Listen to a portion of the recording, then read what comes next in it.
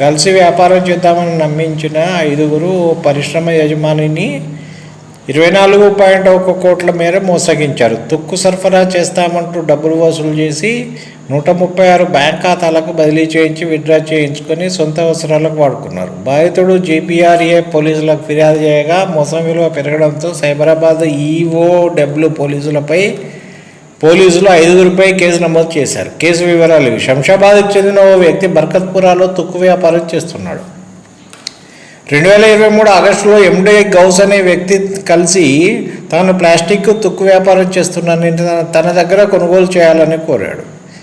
ఇందుకు ఒప్పందం చేసుకున్న అతడు సెక్యూరిటీ డిపాజిట్ కింద కొంత మొత్తాన్ని గౌసుకు చెల్లించాడు. సెక్యూరిటీ డిపాజిట్ కింద ఎక్కువ చెల్లిస్తే ముడి సరుకును ఎక్కువగా సరఫరా చేస్తానని అనిపించాడు.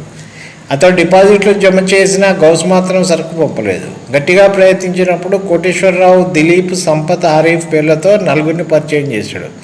వీరంతా అంతర్జాతీయ సంస్థలో పనిచేస్తున్నారని, తాను ఇవ్వాల్సిన సరుకు కొనుగోలు చేసేందుకు సిద్ధంగా ఉన్నారని, డెలివరీ అయ్యాక వారు సెక్యూరిటీ డిపాజిట్లతో కలిపి మొత్తం డబ్బు చెల్లిస్తారని అతడికి చెప్పగా అంగీకరించాడు. నెలల తరబడి ఎదురు చూసిన డెలివరీ చేయకపోవడంతో యజమాని గౌస్ మిగిలిన 4గురు కార్యాలయం వద్దకు వెళ్లి చూడగా అంతా బూటకమని తేలింది. వీరంతా నకిలీ గుర్తింపు కార్డులతో మోసం చేసినట్టు గుర్తించారు. బాధితుడి ఫిర్యాదుతో గౌస్ను విచారించిన తగిన ఆధారాలు సేకరించలేకపోయారు. పోలీసులు MD గౌస్, MD మోసిన్, యాసిన్, ఆరిఫ్, కుర్దుస్లపై కేసు నమోదు చేసి దర్యాప్తు చేశారు. ఘోరం చూడండి, అంటే మోసం చేయడం అనేది తెలివిగా మారింది. ఇప్పుడు మోసం చేసుడు పాపం రాని వెనకట అనుకునేది. మోసం చేసి డబ్బు సంపాదించడం, ఆడిన మాట తప్పడం, ఇవన్నీ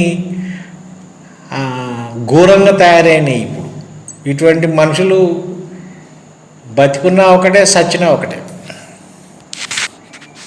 వేస్ట్ ఫెలోస్, సమాజానికి మచ్చలు ఇటువంటి మనుషులు.